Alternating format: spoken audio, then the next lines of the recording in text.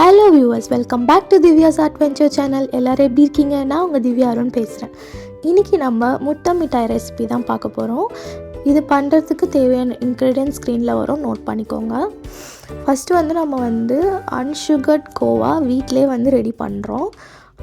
So நான் பார்த்திங்கன்னா 600 ml milk எடுத்துகிட்டு அது நல்லா ரெடியூஸ் பண்ணுற வரைக்கும் இந்த மாதிரி கைவிடாமல் கிண்டிகிட்டே இருக்கணும்.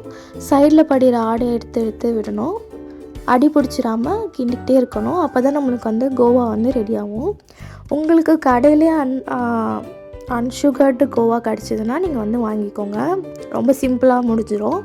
இது கொஞ்சம் ஒரு 1 hour எக்ஸ்ட்ரா ஆகும். இந்த மாதிரி நம்ம வீட்டில் கோவா ப்ரிப்பேர் பண்ணுறது, பட் ஹெல்த்தியாகவும் இருக்கும். ஸோ உங்களுக்கு ஒரு வேளை இது ரொம்ப நேரம் நல்லா செய்ய முடியாது அப்படிலாம் இருந்துச்சுன்னா நீங்கள் கடையில் வாங்கிக்கலாம். நீங்கள் நம்ம சேனலை தொடர்ந்து பார்த்துட்ருக்கீங்க, சப்ஸ்கிரைப் பண்ணாமல் பார்த்துட்ருக்கீங்கன்னா மறக்காமல் சப்ஸ்கிரைப் பண்ணிவிடுங்க. பெல் ஐக்கானையும் கிளிக் பண்ணுங்கள். அப்போ தான் நான் போடுற எல்லா வீடியோஸும் உங்களுக்கு வரும். உங்கள் ஃப்ரெண்ட்ஸ் அண்ட் ஃபேமிலிக்கும் ஷேர் பண்ணி சப்போர்ட் பண்ணுங்கள். ஸோ பார்த்திங்கன்னா அப்படியே ஒன்றுமே இல்லை, நம்ம சைடில் இருக்கலாம் எடுத்து விட இந்த மாதிரி கோவா ரெடி ஆகிடும். ஸோ இதை நம்ம செப்ரேட்டாக தனியாக வச்சிடலாம். அதுக்கப்புறம் பாதாம் நான் ஊற வச்சுருந்தேன். ஸோ அதை நல்லா தோல் உரித்து எடுத்து வச்சுக்கிட்டேன், ஊற வச்சதை. இப்போ இந்த கோவா திரியாக இருக்குது இல்லையா, வீட்டிலே பண்ணதுனால. ஸோ இதை நம்ம ஒரு மிக்ஸி கிரைண்டரில் மாற்றி நல்லா பேஸ்ட் மாதிரி அரைச்சிக்க போகிறோம்.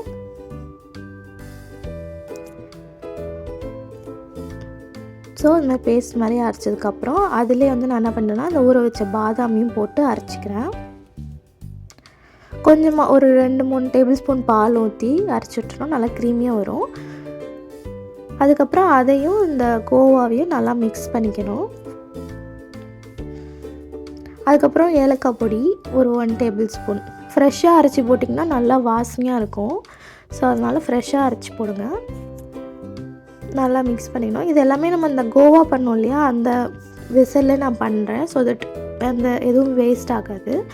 அதுக்கப்புறம் சுகர் ஒரு 200 grams அதையும் நல்லா போட்டு சுகர் கரையிற வரைக்கும் மிக்ஸ் பண்ணணும்.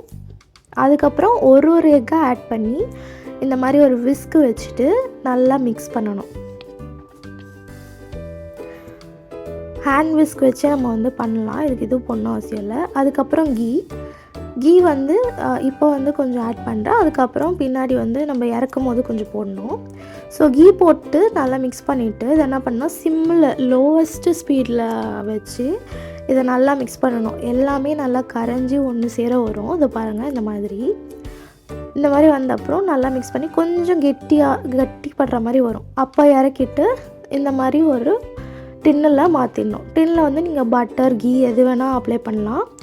ஸோ இந்த மாதிரி ரெடி பண்ணிவிட்டு இதுக்கு மேலே ஒரு ஸ்பூன் கீ போட்டுட்டு நான் வச்சிடுறேன். 35 minutes பேக்கிங் மோடில் 170 degree செல்சியஸ்க்கு வச்சுட்டு பேக் பண்ணி எடுத்தோன்னா சூப்பராக முட்டை மிட்டாய் இனிமேல் ஒட்டாமல் ரெடி ஆகிடும். இப்போ மேலே இன்னொரு ஸ்பூன் கீ நல்லா அப்ளை பண்ணி விட்டிங்கன்னா நல்லா சாஃப்டாக இருக்கும். இன்னும் ஒரு 5 minutes எக்ஸ்ட்ரா வச்சுருந்தோன்னா நல்லா ஒரு கோல்டன் ப்ரௌன் கலர் கிடச்சிருக்கும். நான் கொஞ்சம் முன்னாடியே எடுத்துட்டேன், ஸோ அதனால தான் இந்த கலரில் இருக்குது. பட் டேஸ்ட் வைஸில் எந்த காம்ப்ரமைஸும் இல்லை, நல்லா டேஸ்ட்டாகவே இருந்துச்சு. கடையில் வாங்குறது பார்த்திங்கன்னா மேலே இன்னுமே கொஞ்சம் கோல்டன் ப்ரௌன் கலரில் இருக்கும். ஸோ அது ஒன்று தான் மிஸ்ஸிங் ஆகிடுச்சு. ஸோ இந்த வீடியோ உங்களுக்கு பிடிச்சிருந்தா மறக்காமல் என்னோடய channel like, share and subscribe பண்ணுங்கள். தேங்க்ஸ் ஃபார் வாட்சிங். We will meet you in the next video. Tata bye bye from Divya Arun.